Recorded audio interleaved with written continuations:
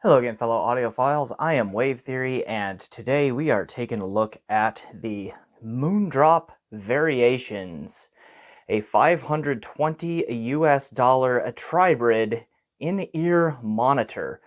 This was a kind loan from Apos Audio.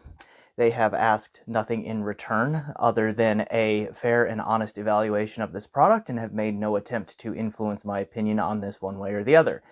If you decide you are interested in the variations and you want to buy it, please consider using an affiliate link that I put down for Apos in the description below. I will get a few dollars back if you buy using that link. Alright, we will go ahead and do shameless self-promotion, then we'll come back on the other side and jump into the review of the Moondrop variations. Hey, thanks for watching this video. Please remember to hit that like button, and if you haven't, please subscribe.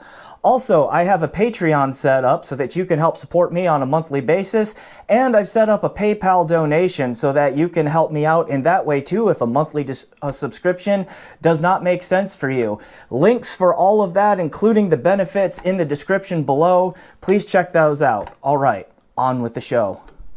Alright, as mentioned in the intro, the variations will set you back $520 US. Each side of this IEM pair here contains 5 total drivers. There's a 10mm dynamic driver handling the bass. There are 2 balanced armature drivers handling mid-range, and then 2 electrostatic drivers handling the high frequencies. And Moondrop says that they have tuned these IEMs to what they call their virtual diffuse sound field. They also rate the impedance of these at 15.2 ohms with a 118 decibel per volt input sensitivity rating. So they are not super difficult to drive, but there are certainly more sensitive IEMs out there as well. All right, what we'll do in this review here is I'll have sort of one of those quasi-overhead views again, where we'll talk about the build and some of the features. I'll show you the cabling and all of that, and then we'll come back on the other side of that and we will talk about the sound. Let's do a quasi-overhead view here of the variations. You can see that is the back plate, which is made out of a nice aluminum there. Okay, I think anyway. The rest of the shell is plastic, but that bit there is an aluminum, and it looks like there would be a textured pattern there, but that's pretty smooth to the touch. All right, well, anyway, here is the rest of the shell. We see a 2-pin port there for the cable. I'll show you the cable here in just a minute. All right, and yeah, pretty mostly ergonomically well put together IEM here. So here we see that we've got like 3 holes for the sound to come out, right there, and all that. Now, the biggest build complaint that I personally have with this in-ear monitor is the comfort, and I'm pretty sure that for me, for my ear, it stems from how thick the nozzle is here. Right now, I have relatively narrow ear canals, so that needs to be a big waving caveat here on these comments, that like I'm talking for me, because that's a pretty thick barrel there. Now, it does come with a variety of tips, okay, like this, and these are the stock tips that were included in the package. You get these kind of foam kind here in 3 sizes. You get these silicone kinds in 3 sizes that are kind of lightly ribbed there. Right, look like that. Okay, but at any rate, what happens for me is the nozzle on these things is again on the thicker side. Here is the Dunu Vulcan for comparison, and you see how this has like the thick part right here, which is about the same diameter roughly as the opening of the variations there, but then it relaxes, like it's not as thick behind that. So one, I think that helps the tip stay on a little bit better, but also this takes up less space in the ear canal. So like when you put a tip on the Vulcan here and the ear canal compresses it down, there's just more give because of this relaxedness here. where this one doesn't have it, right? So in time, this just really starts to hurt the inside of my ear canal. All that. So, and that's like regardless of any of the stock tips that I tried and some other tips. The best tips that I found were these. This is a SpinFit CP500. And I can link to those down below. And they're kind of a pain to get on, of course.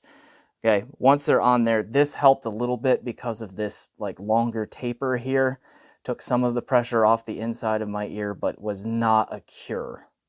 Okay, so these just delayed the inevitable of them becoming uncomfortable for me. Now, again, I wager that my ear canals are narrower than average. So you may not have that problem. And if you don't have that problem, then yeah, this is a pretty well-built unit here, I would say. Okay, let's look at the accessories package real quick. Here is the cable, as I promised. Now, this cable doesn't tangle very much. Okay, but I mean, it's got a little bit of memory to it. It's pretty decent though. Like, it never severely tangled on me. And again, I would coil this up and then put it in a little carrying case and all of that. And I didn't have to spend a whole lot of time untangling it. So it's pretty good about that. I mean, you can get these hook things crossed on each other like that, and that's about it. Now, it's also a modular cable. Okay, we've got this proprietary, come on, focus camera. Okay, this proprietary, looks like 4-pin connection going on here. It's just modular, okay, and you get these plugs that actually go into the amp, which I'm seeing more and more IEMs do this kind of thing, and you know, headphone makers, this would not be a terrible idea, I think.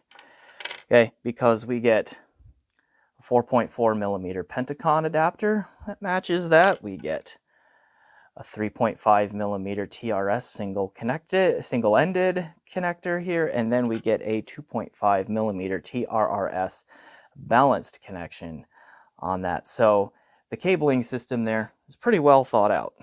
All right, that's the build, the cable, the plug, and all of that. Let's go on camera and talk about sound.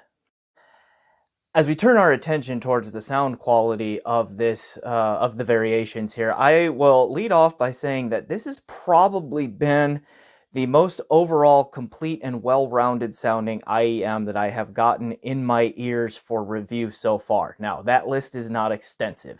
I'm primarily a headphone and headphone electronics kind of reviewer so far.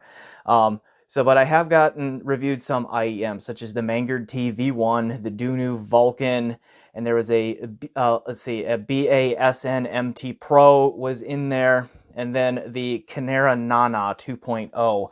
I've had all chances to review all of those, and I gotta say that of that list, this one has, again, been the most well-rounded, complete, in terms of the sound that I get there. Now, doesn't mean that it's perfect, so I have a couple of critiques of it, which we will get to here in a moment, but I wanted to lead with that. For test gear on this spent most of the time being driven by my Radsound Ear Studio 100 little Bluetooth mobile DAC amp plugged into the 2.5 millimeter balanced output of that. And then for critical listening tests, I used my Cord Hugo 2 transportable DAC amp, which was being fed by its matching Cord 2 Go streamer here on my home network using Rune as a source for that, and then plugging these into the Hugo 2's amplifier via the 3.5 millimeter single-ended connection. Using the stock cable pretty much entirely, because using the stock cable for this earbud, or not earbud, excuse me, this IEM is not bad, right? I think I just mentioned that in the video there a little bit ago. Anyway, so there is test gear. Now, onto the sound. The tuning of this is what Moondrop again calls their virtual diffuse sound field, which there is a graph of it included in the packaging. I'm sure you'll find frequency response curves for these all over the internet. Is fairly close to one of the Harman targets, or it looks like it might be kind of a blend of a few different Harman targets, because there's a little bit of a bass shelf to it. And then there's a little bit more energy, like there's definitely an ear gain kind of region and that sort of thing. And there is just a little bit of a peak above neutral, somewhere I think in the lower treble, if memory serves. And that's also what my ears tell me. So overall, it's got a mostly neutral tuning to it, but there is just a little bit of energy, of what I would consider above neutral energy, kind of in the lower treble, which kind of gives the presentation just a little bit more clinical and analytical kind of flavor to it, rather than a true neutral. Now, I really did not have all that much problem with that. It was, again, like a fairly well-rounded presentation sonically around, but like that clinical nature can get a little bit fatiguing in time, at least to my ear. So that's something to keep in mind if you are interested in this piece. Now, that doesn't mean that it isn't smooth. There still is a fair amount of refinement and smoothness to the presentation. It's really kind of more of just a little bit of extra bite in the frequency there in that lower treble region to my ear.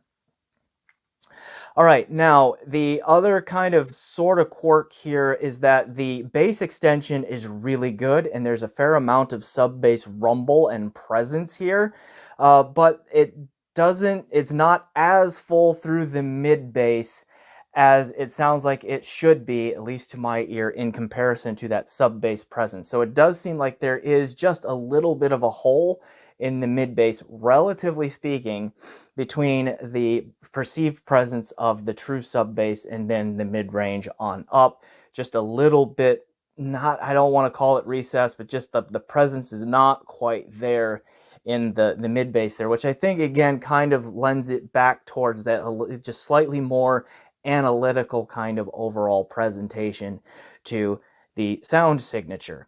All right, so that's the sound from a frequency response standpoint. The other thing that stood out to me is that again, there's a lot of like low frequency presence and rumble here and some good bass extension, but there's not a whole lot of physicality to the bass. It's not a particularly macrodynamic or impactful kind of IEM. It is not devoid of physicality, you know, punch, slam, all that. There's still some decent snap on snare drum hits and that sort of thing, but the macrodynamics are not its calling card. It's just a little bit more like rounded and smooth in that kind of, you know, pacing and that kind of aspects of the presentation too. So again, not to a point where it's a problem, but that's just kind of a preference thing to be aware of there. Now, when we talk about spatial aspects, I think a lot of strengths come back out because this is a pretty big sound staging IEM. It creates a nice large sound field and it does a pretty good job of placing sonic images in there with its imaging and then also putting space between those sonic images. So the spatial aspects I think are pretty good here, pretty reasonably holographic presentation for the price.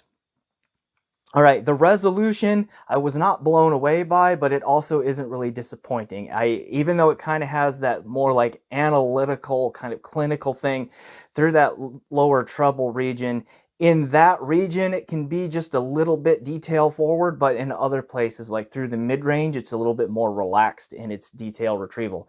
The details and the resolution are still very much there. They're just not pushed forward through most of the frequency range, unlike they are sort of in that lower treble region a little bit there. But even in that lower treble region, they're not super pushed forward. They're just a little bit more noticeable. But bass texturing is there, the finger action of bass guitars, the zizzy sound of bows being dragged across strings, you know, those kinds of things. They are there. You just got to listen a little bit more to hear them come through. So again, they're trending more towards a relaxed detail retrieval kind of presentation there. All right, and then finally, timbre. For the most part, timbre is solid. Okay, voices sounding like voices, most instruments sounding like instruments. Again, unless that instrument or the vocal kind of has some energy in that same kind of lower treble range there where there's just a little bit of bite, that's when it can just sound a little bit kind of brittle sounding, just a little bit. Again, it's not terrible, but it does kind of detract from what is otherwise a pretty strong presentation through in the timbre through the rest of the frequency range. And again, in time would sound a little bit fatiguing for me. Now, as we turn towards comparisons with other IEMs there, I mean, I kind of let the cat out of the bag already on this one, where this has been one of the most enjoyable IEMs I've gotten in my ears so far of that list that I just mentioned there earlier. Like, it's going to stage in size a lot like a Mangered T does. It's going to be big and wide in its sound, but it's also like more coherent in its spatial presentation with the imaging and the separation, like more like what the Dunu Vulcan is, but better in that regard. It's also just like the smoothest and most refined of any of those IEMs that I previously named, okay, in its presentation there. Now, the Canera Nana 2.0 is more detailed and has more resolution and might be a little bit sharper in its imaging and its separation, but for my ears, the Nana also really rolled off in the sub bass and just did not have much sub bass to speak of. These again have that sub bass presence, but do have that little bit more like relaxed mid bass kind of presence going on there. So those are just some quick and dirty comparisons with some other IEMs that are out on the market there. All right, so wrapping this one up, like my takeaway of the variations is that it's a pretty solid product. I think there's going to be a good number of people out there who really like this because it's again a mostly neutral sound signature, just a little bit of extra lower treble presence combined with just a little bit of pulled back just slightly mid-bass presence to kind of give it more of an analytical, clinical kind of presentation, but still mostly neutral. The sub bass, the deep sub bass, can sound just a little bit disconnected from the rest of the frequency spectrum because of that slightly pulled back mid-bass, but it's not terrible and all that. The dynamics are not super standout. If you're looking for a pair of IEMs that are just really active and energetic and are going to really punch and slam in the low end and that sort of thing, this is probably not for you, but the dynamics are also not poor. The timbre is overall strong, except for, again, that lower treble region, which just has a little bit of bite to it. Okay, and the spatial presentation, you get a pretty big sound stage with pretty decent imaging and separation to go with it. Now, I also have a comfort issue because of the thickness of the nozzle here. Even with the smallest of ear tips, just after, an hour, hour and a half or so, they just really start to put some pressure on my ear canal in there and becomes really uncomfortable. But again, I need to throw the caveat out there that my ear canals are apparently below average in their diameter. So I don't think everyone is going to have that problem. But if the sound that I just described here sounds interesting to you and your ear canals are a little bit bigger than mine, and you're looking at it for an IEM around $500, you should definitely give this one an audition. It's a pretty compelling package all around. So I will leave it there. I am Wave Theory. This has been my review of the Moondrop Variations IEM. Thanks for watching. Please remember to like, subscribe, put a comment down below, check out my PayPal, check out my Patreon. Generally do those things you do to support YouTube channels. So thanks again for watching and enjoy the music.